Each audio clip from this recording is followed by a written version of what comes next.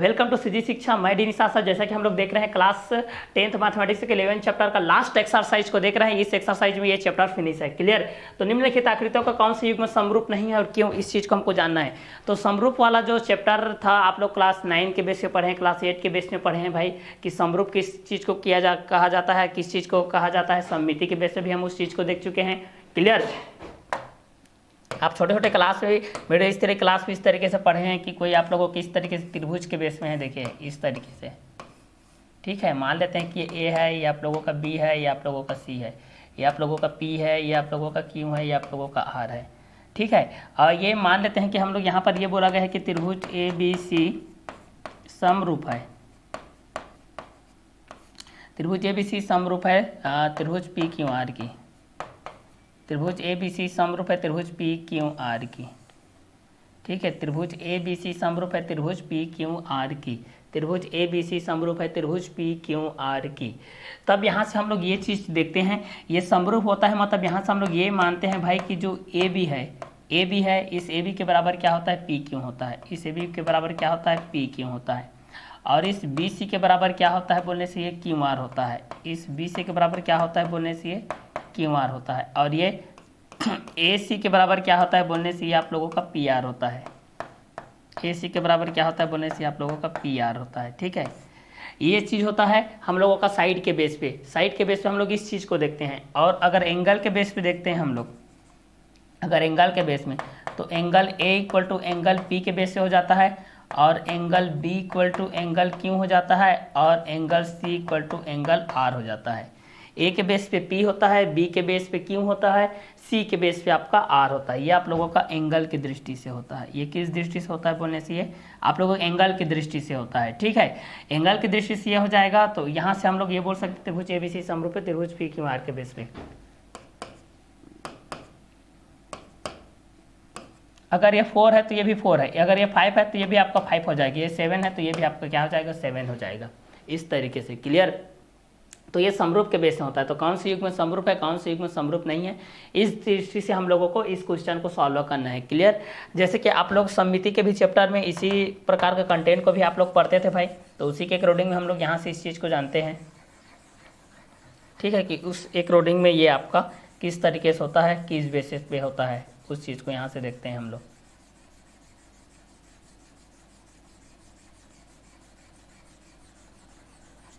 चलिए, तो उस एंगल के बेस पे हम लोग इस चीज़ को देखते हैं यहाँ से कि उस बेसिस पे आप लोगों के पास किस तरीके से होता है। तो जैसे कि सममिति के बेस पे हम लोग उस चीज़ को देखते थे, जैसे कि भुजा के बेस पे देखते थे हम लोग, भुजा और भुजा और भुजा के बेस पे हम लोग देखते थे इस तरीके से, साइड के बेस पे देखते थे। तो इसमें साइड के बेस पे हम लोग देखते थे तो ये आपका 5, ये आपका 5, ये आपका 5, और मान लेते हैं ये भी 5 5 5 है। एक्स है, वाई है, जेड है, एल है, एम है, एन है। ये तीनों का साइड आपका बराबर है भाई, तीनों का साइड बराबर है। तो ये साइड के बेस पे होता था। हम लोग इस सर्वांग समता के बेस पे हम लोग इस चीज़ को देखते थे। पहला साइड के बेस पे देखते थे। दूसरा साइड एंगल साइड के बेस पे देखते थे। तीसरा एंगल साइड के बेस पे देखते थे। चौथा साइड एंगल के बेस में होता है ये। ठीक है। इस तरीके से हम लोग सर्वांग समता नियम में भी पढ़ चुके हैं, जो कि समरूपता के आधार पे होता था, जिसमें रेखाखंडों की समरूपता, रेखाखंडों की सर्वांग समता होता था। रेखाखंडों की सर्वांग समता, रेखाखंडों की सर्वांग समता। दूसरा होता था ज्यामिति की सर्वांग समता, ज्यामिति में समरूपता या सर्वांग समता के बेस पे देख सकते हो। तीसरा त्रिभुजों में सर्वांग समता,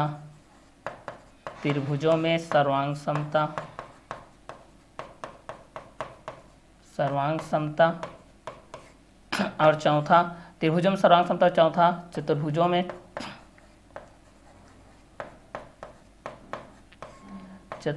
में सर्वांग समता।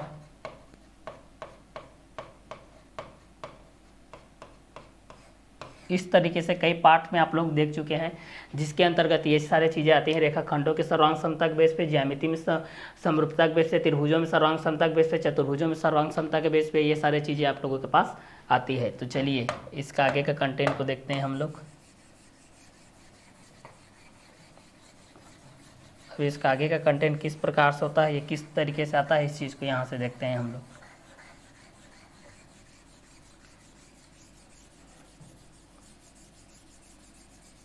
यहाँ से अब देखते हैं, पहला नंबर में देखते हैं पहला नंबर क्या बोलता है। इसका पहला नंबर को देखते हैं यहाँ से हम लोग। ये पहला नंबर के बेस पे क्या आता है, इस चीज़ को देखते हैं। तो पहला नंबर के बेस पे यहाँ पर आता है, यहाँ पर दिया गया है, मान लेते हैं कि इसका नाम डिनोट कर देते हैं भाई कि ये आपका ए है, ये आपका बी है, ये आपका सी है, ये आपका डी है। इसका नाम पी है, ये क्यू है, ये आर है और ये एस है, ये भी डिनोट कर दिए। ठीक है, तो यहाँ पर चूंकि हमारे पास चित्र क्रमांक 1 के बेस पे देखते हैं, चित्र क्रमांक एक में चित्र क्रमांक एक में ये दिया गया है चतुर्भुज ABCD के माध्यम से, चतुर्भुज ABCD। चित्र क्रमांक 1 में ये दिया गया चतुर्भुज ABCD व चतुर्भुज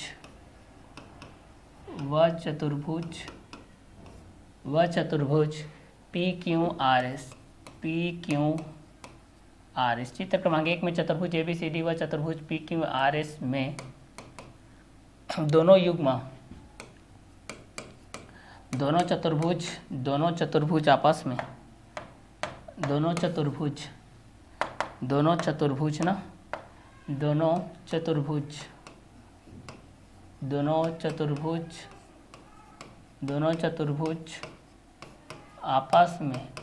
चतुर्भुज आपस में समरूप है, क्योंकि उनकी दो कोण, क्योंकि चतुर्भुज ABCD का, देखिए यहाँ पर, क्योंकि चतुर्भुज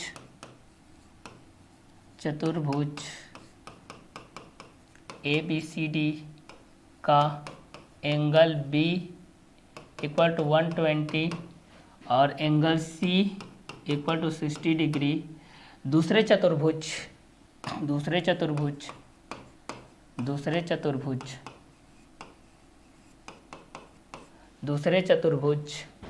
एंगल Q इक्वल टू 120 और एंगल S इक्वल टू 60 के तुल्य है।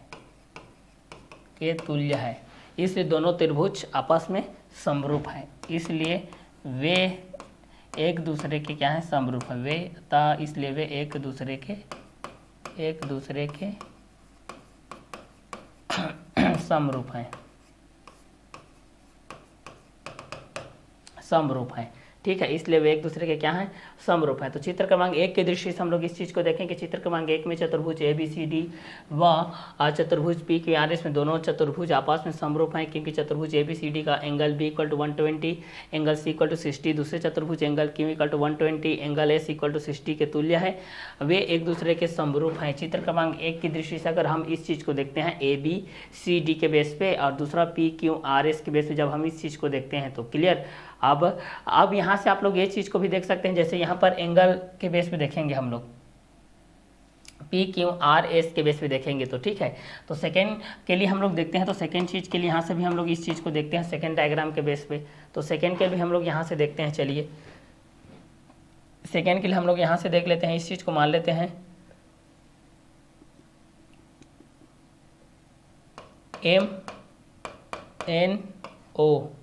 MNO और इसको मान लेते हैं O और इसको मान लेते हैं H और इसको मान लेते हैं I। ठीक है, अब यहाँ पर देखते हैं एक दूसरे के बीच में।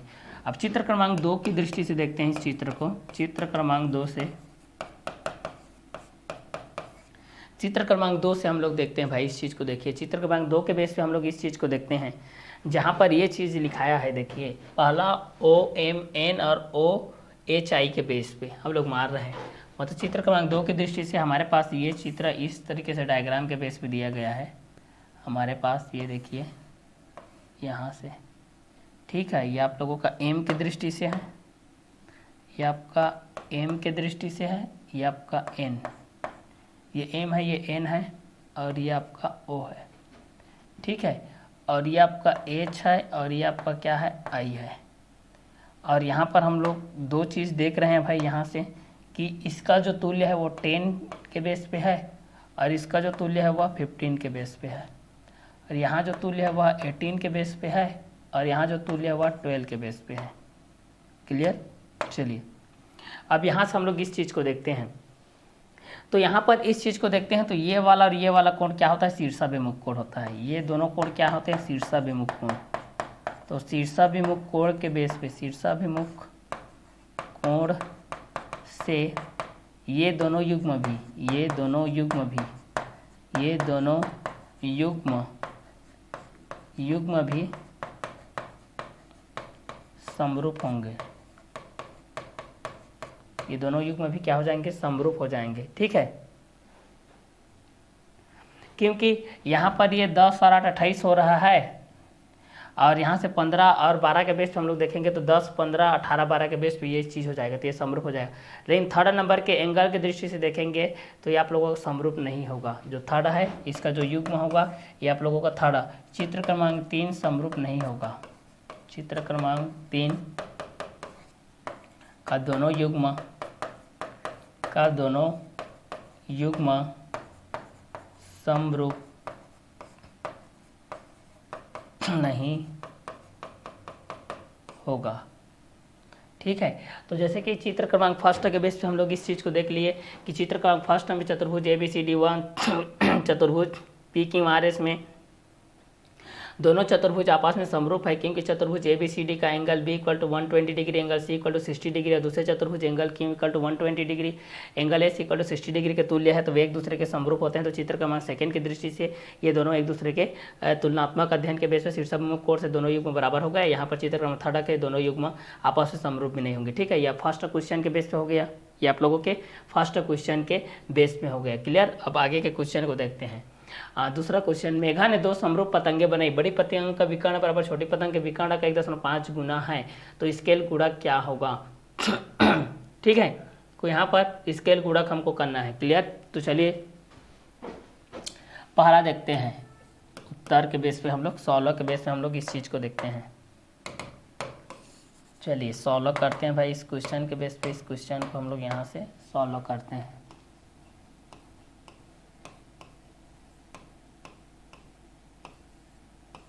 यहाँ से 16 करते हैं। डायग्राम के बेसिस में आपके पास इस तरीके से दिया गया है। देखिए डायग्राम के बेसिस पे ये इस तरीके से है, ये वाला पोर्शन आपका इस तरीके से है। देखिए ये पतंग की भांति इस तरीके से है आप लोगों के बेस पे, और ये इस तरीके के बेस पे है। क्लियर? और यहाँ पर ये जो आपका एंगल मूवमेंट हो रहा है इस तरीके से है, ये वाला, ये 40 सेंटीमीटर के बेस पे है, और जो ये वाला पोर्शन है, ठीक है, एक और यहाँ से एक और इस तरीके से है, जो साइड में आप लोगों के 2 पतंग की भांति है, ये आप लोगों का कुछ इस तरीके से मूवमेंट कर रहा है भाई। ठीक है, इस तरीके से ये मूवमेंट कर रहा है। क्लियर? तो यहाँ से हम लोग इस चीज़ को देखते हैं, ये 68 सेंटीमीटर के बेस पे है, ये आपको 40 सेंटीमीटर के बेस पे है। क्लियर? तो इस दृष्टि से ये है। तो चलिए इस चीज़ के बेस पे हम लोग यहाँ से देखते हैं, तो ये किस तरीके से होता है इस चीज़ को यहाँ से हम लोग जानते हैं। ठीक है, तो पहला स्केल गुणक के बेस पे हम लोग देखते हैं। तो पहला का आंसर के बेस पे देखते हैं स्केल गुणक क्या होगा। तो वहाँ पर जितना विकर्ण का गुना दिया गया है वही उसका क्या हो जाएगा? स्केल गुणक हो जाएगा। तो यहाँ से पहला दृष्टि से देखते हैं स्केल गुणक, तो स्केल गुणक हो जाएगा आपका 1.5। ये भी आपका सेंटीमीटर के बेस में होगा, 1.5 सेंटीमीटर होगा। ये भी कितना हो जाएगा भाई आप लोगों का? 1.5 सेंटीमीटर हो जाएगा। अब दूसरा, बड़ी पतंग के विकर्ण का माप ज्ञात करना है। बड़ी पतंग का विकर्ण का माप ज्ञात करना है। तो बड़ी पतंग का विकर्ण का माप ज्ञात करना है हमको। तो चलिए इसका भी माप हम लोग यहाँ से ज्ञात करेंगे। तो छोटी पतंग के बेस पे हम लोग करते हैं। तो छोटी पतंग के बेस पे हम लोग इस चीज़ को करेंगे, छोटी पतंग का विकर्ण की माप ज्ञात करेंगे। तो यहाँ पर हो जाएगा बड़ी पतंग का विकर्ण बराबर छोटी पतंग का विकर्ण गुणित छोटी पतंग का विकर्ण गुणित 1.5 हो जाएगा। इसलिए स्केल गुणक आपका क्या हो जाएगा, बड़ी पतंग का विकर्ण, बड़ी पतंग का विकर्ण, विकर्ण के बटे में यह आ जाएगा आप लोगों का छोटी पतंग का विकर्ण, छोटी पतंग का विकर्ण, और इन्हीं के अनुपात को हम लोग क्या बोलते हैं, स्केल गुणक बोलते हैं। तो ये आपका स्केल गुणक 1.5 प्रूफ हो गया। तीसरा बड़ी पतंग का और छोटी पतंग का विकर्ण निकालते हैं भाई। तो छोटी पतंग का विकर्ण निकालते हैं, छोटी पतंग का विकर्ण बराबर कितना हो जाएगा, छोटी पतंग का कितना हो जाएगा 40 इंटू हो जाएगा 1.5, क्योंकि इसका स्केल गुणक के साथ क्या होता है, मल्टीप्लाई होता है। 15 चौक कितना हो जाएगा 60, 15 चौक 60 हो जाता है, 15 चौक 60, 15 शून्य शून्य तो 60 मीटर, 60 सेंटीमीटर हो जाएगा। ये डेसिमल के बाद के जीरो को तो लिखा नहीं जाता है। दूसरा छोटी पतंग के लिए यह है, बड़ी पतंग के लिए 68। अब बड़ी पतंग के लिए हम लोग निकालते हैं, तो बड़ी पतंग का विकर्ण, बड़ी पतंग का विकर्ण, विकर्ण निकालेंगे तो ये 68 हो जाएगा। 68 इंटू हो जाएगा 1.5, इसका मल्टीप्लाई कर लेते हैं भाई, कितना हो जाएगा 15 शून्य शून्य, 15 चौक 60 होता है, 10 होने के बाद शून्य है इसलिए उसको नहीं लिखा, 16.0 सेंटीमीटर। तो इसको हम लोग करते हैं 15 अट्ठे करते हैं, 15 अट्ठे 120 होता है, और कितना बच गया 12, और 15 छक्के के 90, 90 और 12 कितना हो जाएगा आपका 102। तो यहाँ पर ये हो जाएगा 102 सेंटीमीटर हो जाएगा ये आप लोगों का, ये आपका आंसर हो जाएगा। जबकि B D equal to 40 centimetre, A C equal to 68 metre दिया गया है। क्लियर, ये आप लोगों का ए से सी के बेस पे है, और ये आप लोगों का बी से डी के बेस पे है, ये आप लोगों का बी से डी के बेस पे था। ठीक है, तो क्वेश्चन नंबर 2 के बेस से मेघा ने 2 समरूप पतंगे बनाई थी, जिसमें बड़ी पतंग का विकर्ण छोटी पतंग के विकर्ण का 1.5 गुना था यहाँ पर। तो ये रहेगा आप लोगों का क्वेश्चन नंबर 2 के बेस का आंसर। आगे देखते हैं क्वेश्चन नंबर 3 के बेस पे। एक समकोण त्रिभुज पी क्यू आर में कोण पी समकोण है तथा क्यू आर पर बिंदु एम इस प्रकार इसी तक पी एम लंब है क्यू आर पर, तो दर्शाए कि P M square equal to इतना हो जाएगा। तो चलिए हमको इस चीज़ को यहाँ से दर्शाना है, जो कि डायग्राम के बेसिस पे हम लोग वहाँ पर कुछ मेंशन करके रखे हैं डायग्राम के बेस पे। ठीक है, तो चलिए उस डायग्राम के बेस पे इस क्वेश्चन नंबर 3 को हम लोग यहाँ से सॉल्व करते हैं। समकोण के बेस पे आप लोग इस चीज़ को जानते हैं, भली भांति इस चीज़ को जानते हैं समकोण के बेस पे कि राइट एंगल के बेस पे हम लोग जो ये चीज़ बनाते हैं, जैसे कि एक्स के बेस पे बनाते हैं, एक्स वाई जेड के बेस में, यहाँ पर ये बन गया, मतलब ये क्या होता है समकोण। और जहाँ पर ये समकोण बना मतलब 90 डिग्री बनेगा, जहाँ पर समकोण बना मतलब क्या बनेगा 90 डिग्री। 90 डिग्री मतलब समकोण होता है। ठीक है, मतलब समकोण का मान केवल 90 अंश होता है, ना तो 90 से कम होता है ना 90 से ज़्यादा होता है। केवल ऐसे बना दोगे तो ये आपका समकोण त्रिभुज नहीं होगा, जब तक ये राइट एंगल इस तरीके से डिनोट नहीं होगा तब तक। जैसे कि आप लोग इस तरीके से त्रिभुज बनाए हैं, यहाँ पर इस तरीके से डिनोट कर देते हैं, मतलब ये सम द्विबाहु त्रिभुज को दर्शाता है। अगर आप लोग इस तरीके से डिनोट कर देते हैं भाई, तो ये सम बाहु त्रिभुज, ये समद्विबाहु त्रिभुज, और ये आप लोगों का विषम बाहु त्रिभुज के लिए जाना जाता है।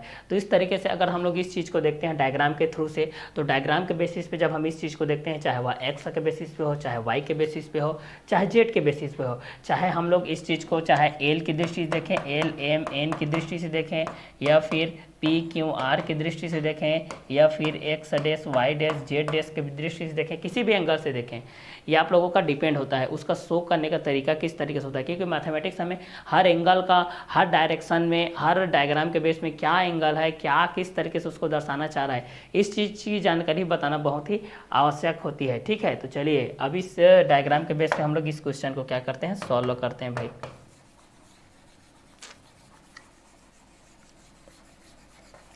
इस डायग्राम के थ्रू से हम लोग इस क्वेश्चन को सॉल्व करते हैं, जो कि इसके एक रोडिंग क्वेश्चन है।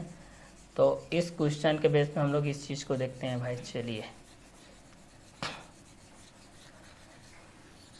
चलिए तो यहाँ से हम लोग इस क्वेश्चन को देखते हैं। तो वास्तव में क्वेश्चन किस तरीके से होता है, कहाँ से आता है, किस प्रकार से आता है, इस चीज़ को देखते हैं। एक समकोण त्रिभुज पी क्यू आर में कोण पी समकोण है तथा क्यू आर पर बिंदु एम इस प्रकार स्थित है कि पी एम लंब है क्यू आर पर, तो दर्शाइए कि P M square equal to Q M into M R. तो क्वेश्चन नंबर 3 की दृष्टि से जब हम इस चीज़ को देखते हैं कि एक समकोण त्रिभुज पी क्यू आर में कोण पी समकोण है तथा क्यू आर एक बिंदु एम इस प्रकार स्थित है कि पी एम लंब है क्यू आर पर, तब दर्शाइए कि P M square equal to Q M dot M R. तो क्वेश्चन नंबर 3 के दृष्टि से हम लोग इस चीज़ को सॉल्व करते हैं, जो कि अकॉर्डिंग टू क्वेश्चन के बेस यहाँ पर दिया गया है, एंगल के बेस में यहाँ पर दिया गया है। इस एंगल के बेस पे हम लोग यहाँ पर जो डायग्राम के बेस पे हम लोग यहाँ पर क्रिएट किए हैं उसी डायग्राम के अकॉर्डिंग यहाँ पर है। ये देखिए, इस डायग्राम को फिर से मैं यहाँ से रिपीट कर देता हूँ। देखिए, ये आप लोगों का एक राइट एंगल है, राइट एंगल ट्रायंगल है। ये आप लोगों का राइट एंगल ट्रायंगल है, समकोण त्रिभुज जिसको बोलते हैं। जिस कोण का मान केवल और केवल 90 अंश होता है उसको हम लोग समकोण बोलते हैं। ठीक है, क्योंकि ये आप लोगों के कोण की दृष्टि से आता है, क्योंकि कोण की दृष्टि से हम लोग त्रिभुज को 3 प्रकार से पढ़ते हैं, न्यून कोण पढ़ते हैं, समकोण पढ़ते हैं और क्या पढ़ते हैं, अधिक कोण पढ़ते हैं। ठीक है, और भुजा के आधार पर 3 प्रकार के पढ़ते हैं, समबाहु पढ़ते हैं, समद्विबाहु पढ़ते हैं, क्या बोलते हैं, विषमबाहु बोलते हैं। ठीक है, तो समबाहु दृष्टि से पढ़ते हैं, विषमबाहु दृष्टि से और समद्विबाहु की दृष्टि से पढ़ते हैं। तो यहाँ पर हम लोग राइट एंगल के बेस पे हम लोग इस चीज़ को पढ़ रहे हैं। तो चलिए, इसके अंतराल में हम लोग जब इस चीज़ को देखते हैं तो ठीक है, यहाँ पर भी 2 राइट एंगल के बेस पे यहाँ पर भी बनता है। एक राइट एंगल यहाँ से बनता है और एक राइट एंगल आप लोगों का यहाँ से बनता है। एक राइट एंगल आपको यहाँ से बनता है। इसका नाम हम लोग डिनोट करना चाहेंगे तो इसका नाम हम लोग इस तरीके से डिनोट कर सकते हैं। इस पॉइंट का नाम जैसे कि इन्होंने आर माना है तो आर ही रहेगा और इस पॉइंट का नाम पी। देखिए, डायग्राम यहाँ पर बना है, फिर भी मैं यहाँ पर डायग्राम बनाकर समझा रहा हूँ। इसका मतलब यह है कि अगर जिस चीज़ को ज़्यादा से एक से अधिक बार करते हैं वो आप लोगों के ज़्यादा माइंड में आता है, ज़्यादा समझ में आता है भाई। इस कारण से आप लोगों को ज़्यादा से ज़्यादा उसको माइंड में लाना है, ज़्यादा से ज़्यादा उस चीज़ को करना है भाई। ठीक है, तो चलिए अब यहाँ से हमको लिखना है क्या क्या जो दिया गया है उस चीज़ को लिखते हैं। चलिए भाई, तो पहला क्या क्या दिया गया है इस चीज़ को हम लोग यहाँ से लिखते हैं 1 बाय 1 करके।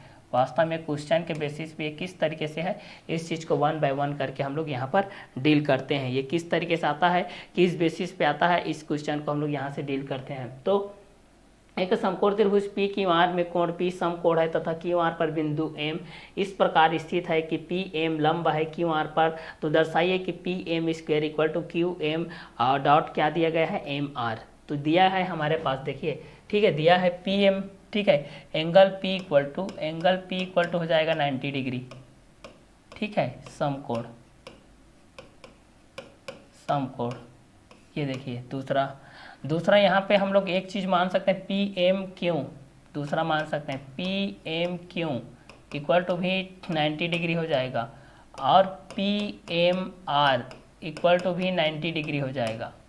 ठीक है, और कई चीज़ें यहाँ पर आएंगे जिसको हम लोग एंगल के हिसाब से देखते जाएंगे। ठीक है, तो पहला आप लोगों के angle P equal to 90 degree जो कि राइट एंगल के बेस पे आ गया, angle PMQ equal to 90 degree ये भी आप लोगों के इसके बेस में आ गया, और angle PMR equal to 90 degree ये भी इसके तुल्य आ गया, इसी के बेस पे आ गया आप लोगों का। ठीक है, तो 90 डिग्री के बेस पे जब भी आपका आता है तो ये आप लोगों के उस क्वेश्चन के अकॉर्डिंग में आता है। क्लियर, तो यहाँ पर एक समकोण त्रिभुज पी क्यू आर में कोण पी समकोण है तथा क्यू आर पर बिंदु एम इस प्रकार स्थित है कि पी एम लंब है क्यू आर पर, तो दर्शाइए कि P M square equal to Q M dot M R के बेस पे। तो एक समकोण त्रिभुज पी क्यू आर में कोण पी समकोण है तथा क्यू आर पर बिंदु एम इस प्रकार स्थित है कि पी एम लंब है क्यू आर पर, तो दर्शाइए कि P M square equal to Q M into M R की दृष्टि से। तो angle P equal to 90 degree के बेस पे है जो कि समकोण की दृष्टि से है, और angle P M Q equal to 90 degree के बेस पे है, और second P M R equal to भी 90 डिग्री के बेस पे है। तो ये 90 के एंगल के बेस पे, जहाँ पर angle P equal to 90 degree के बेस पे, angle P M Q equal to भी 90 डिग्री के बेस पे है, angle P M R equal to भी ये 90 डिग्री के बेस पे है। तो 90 डिग्री के बेस पे है, तो यहाँ से हम लोग सर्वप्रथम देखते हैं त्रिभुज पी क्यू आर से भाई। चूंकि त्रिभुज पी क्यू आर से हम लोग देखते हैं, पी क्यू आर से यहाँ से हम लोग देखते हैं त्रिभुज पी क्यू आर से, यहाँ से हम लोग देखते हैं तो एंगल पी क्यू आर से हम लोग अगर देखते हैं पी क्यू आर में, तो Q P R equal to क्या होता है आपका 90 degree. Angle Q P R, क्योंकि P equal to right angle बना है, यहाँ से 90 डिग्री ले सकते हैं हम लोग, 90 डिग्री हो जाएगा। अब एंगल की दृष्टि से चूंकि यहाँ पर पी एम लंब है, यहाँ पर लिख सकते हो चूंकि पी एम लंब है, पी एम लंब है किस पर, क्यू आर पर, पी एम लंब है किस पर, क्यू आर पर। ठीक है, यहाँ पर एंगल की दृष्टि से दिया गया है, देखिए ये आपका क्यू है, ये आपका आर है, तो पी क्यू आर पर लंब है पी एम, पी एम किस पर लंब है, क्यू आर की दृष्टि पर ये लंब है। तो इस बेसिस पे ये किस तरीके से होगा, इस चीज़ को हम लोग यहाँ से जानते हैं भाई। तो इस बेसिस पे हम लोग इस चीज़ को देखते हैं। तो यहाँ से हम लोग इस चीज़ को देख सकते हैं कि angle Q P R equal to 90 degree, जैसे कि यहाँ पर लिखे हैं। तो यहाँ से हम लोग एक चीज़ और लिख सकते हैं कि angle Q plus angle R लिख सकते हैं, इक्वल टू भी 90 डिग्री हो जाएगा। ये हो जाएगा समीकरण नंबर 1। अब दूसरा लिखते हैं, त्रिभुज पी एम आर के लिए देखते हैं। अब त्रिभुज छोटा पी एम आर के लिए, पी क्यू आर के लिए देख लिया, पी एम आर के लिए देखते हैं। दूसरा में पी एम आर के लिए, पी एम आर के लिए देखते हैं, तब ये किस तरीके से होता है इस चीज़ को हम लोग देखते हैं। ठीक है, तो P M R equal to भी 90 डिग्री हो जाएगा।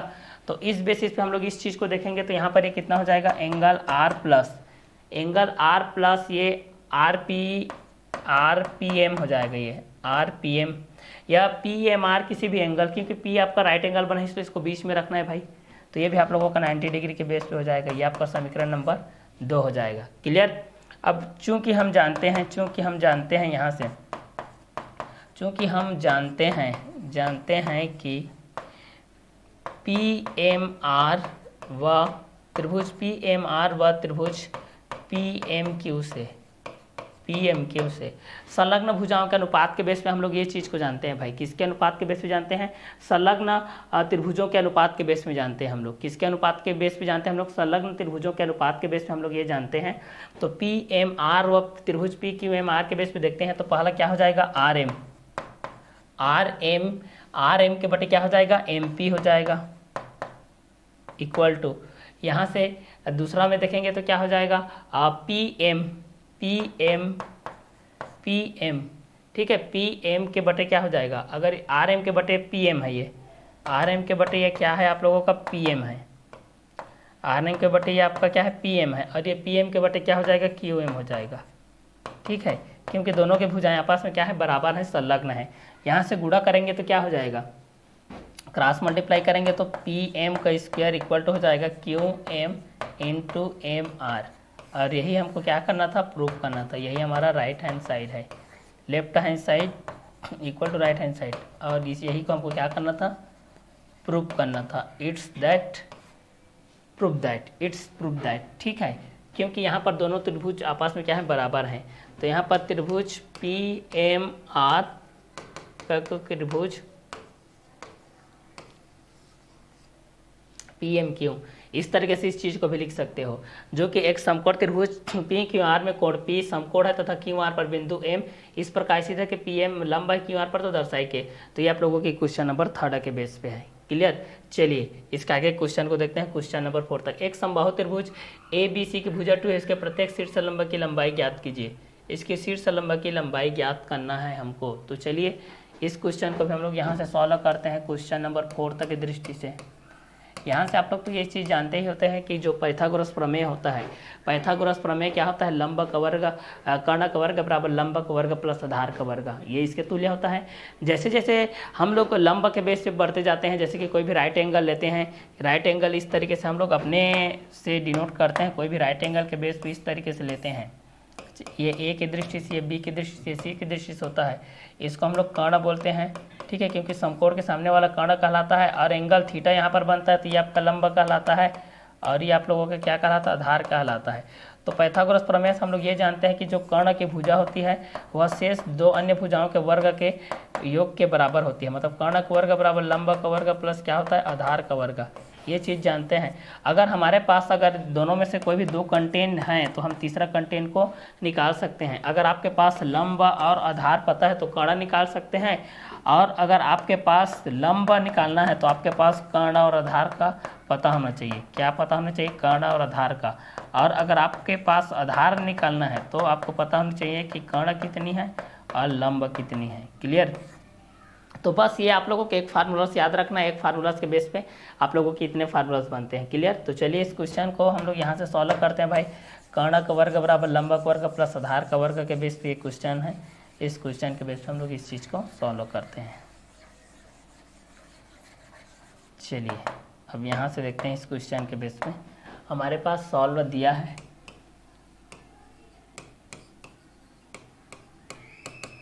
हमारे पास A B equal to B C equal to C A, यहाँ पर दिया गया है A B equal to B C equal to C A equal to 2a, ये दिया गया है। चूँकि बी सी पर लंब है, चूँकि बी सी पर लंब है आपका ए डी, बी सी पर लंब है ए डी, ये समीकरण नंबर 1 हो गया।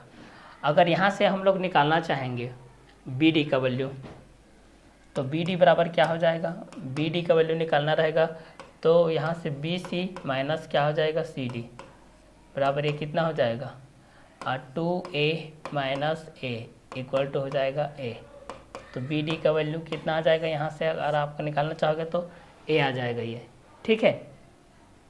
तो इसलिए यहाँ पर देखते हैं त्रिभुज ए डी बी में, त्रिभुज ए डी बी में, त्रिभुज ए डी बी में हम लोग देखते हैं, त्रिभुज यहाँ से ए डी बी में देखते हैं, ए डी बी में इस तरीके से आप लोगों के पास है ए डी बी में, ये आपका बी है, ये आपका डी है, ये आपका ए है, ये आपका कर्ण हो गया, यहाँ एंगल के बेस पे ये आपका लंबा हो गया, ये आपका आधार हो गया इस दृष्टि से, ठीक है। जब इस दृष्टि से हम लोग इस चीज़ को देखते हैं तो ये आप लोगों को किसी के अकॉर्डिंग ए डी बी में ए बी का वर्ग बराबर, ए बी का वर्ग बराबर क्या हो जाएगा आप लोगों का ए डी का वर्ग प्लस क्या हो जाएगा बी डी का वर्ग, ये हो जाएगा। ए डी आपका भी सेम रहेगा, वही 2a के बेस पे रहेगा, ठीक है। तो यहाँ पर ये आपका 2a का स्क्वायर के बेस पे हो जाएगा ये, प्लस बी डी का वर्ग a का स्क्वायर के बेस पे हो जाएगा, ये हो जाएगा आपका ए बी का वर्ग, तो ये हो जाएगा 4 हो जाएगा, ये हो जाएगा a का वर्ग प्लस ये भी हो जाएगा a का वर्ग, a के बेस पे हो जाएगा 4, ठीक है। तो a के बेस पे यहाँ पर हो जाएगा 2a के बेस पे हो जाएगा अंडर रूट के बेस पे, a अंडर रूट के बेस पे। तो यहाँ पर इस चीज़ को भी हम लोग यहाँ से देख सकते हैं, तो कर्णक वर्ग के माध्यम से निकालते हैं। तो यहाँ पर ए बी के बेस पे दिया गया है, यहाँ से देखिए, अगर यहाँ से आप लोग जल्दी समझेंगे ए डी बी में, यहाँ से देखिए ए डी बी में हमारे पास ए बी दिया गया है, ए बी का वर्ग बराबर क्या हो जाएगा, हमारे पास ए बी का वर्ग बराबर हो जाएगा ए डी का वर्ग प्लस हो जाएगा बी डी का वर्ग, यह है ना। अब अच्छे समझना, इसका वर्ग है 2a का वर्ग है, ए बी का वर्ग क्या है 2a, तो 2a का वर्ग हो जाएगा, ए डी का वर्ग हमको यहाँ से निकालना है भाई, बी डी का वर्ग दिया गया है a का वर्ग, इतना दिया गया है। अब चलिए यहाँ से निकालते हैं, तो ये हो जाएगा 4a का स्क्वायर, 2 का स्क्वायर 4a का स्क्वायर माइनस a का स्क्वायर इक्वल टू हो जाएगा ए डी का स्क्वायर। अब यहाँ से अच्छे समझ में आएगा, क्योंकि यहाँ से नॉर्मली गणित चल रहा है, तो यहाँ से हटेगा तो कितना हो जाएगा 3a का square equal to A D का स्क्वायर। तो यहाँ से ए डी का वैल्यू निकालेंगे तो यहाँ से क्या हो जाएगा अंडर रूट 3a का स्क्वायर बराबर, यहाँ से अगर निकालेंगे ए डी का वैल्यू तो कितना हो जाएगा a हो जाएगा और ये हो जाएगा अंडर रूट 3, क्योंकि a का स्क्वायर है, ये आपका आंसर रहेगा। यहाँ से प्रत्येक शीर्ष लंब की लंबाई क्या रहेगा a अंडर रूट 3 रहेगा, यहाँ से प्रत्येक शीर्ष लंब की लंबाई क्या रहेगा a अंडर रूट 3 के बेस पे रहेगा, क्योंकि यहाँ पर एक समबाहु त्रिभुज दिया गया है, समबाहु त्रिभुज के बेस पे हमारे पास दिया गया, तो ये तीनों आपके क्या होंगे बराबर होंगे, जिसकी तीनों भुजाएं आपस में क्या होती है वह समबाहु त्रिभुज होती है। ये आप लोगों के क्वेश्चन नंबर 5 के बेस पे है, ठीक है। क्वेश्चन नंबर 4 तक बेस पे है, जब एक समबाहु त्रिभुज ABC की भुजा 2a है और उसके प्रत्येक शीर्ष लंब की लंबाई ज्ञात करनी थी, तो हम लोगों ने क्वेश्चन नंबर 4 की दृष्टि से इस चीज़ को पढ़ाया। तो चलिए इसके आगे के क्वेश्चन को हम लोग नेक्स्ट वीडियो लेक्चर में देखते हैं। ये आप लोगों के क्वेश्चन नंबर 4 तक कंप्लीट होता है, इसका नेक्स्ट वीडियो लेक्चर में हम लोग मिलते हैं क्वेश्चन नंबर 5 के साथ।